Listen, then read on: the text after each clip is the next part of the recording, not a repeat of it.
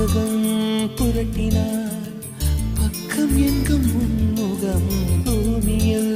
வாழ்ந்ததாய் இல்லை ஞாபகம் கோவிலின் வாசலில் உன் செருப்பை தேடுவேன் கண்டதும் நொடியிலே பக்தனாகுவே ஓ காதலி என் நழுவிய கைக்குட்டை எடுப்பது போல் சாலை ஓரமா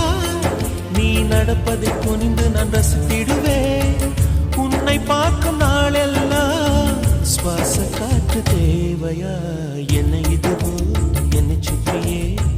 புதிதாய் ஒளிவட்டும் கண்கள் மயங்கி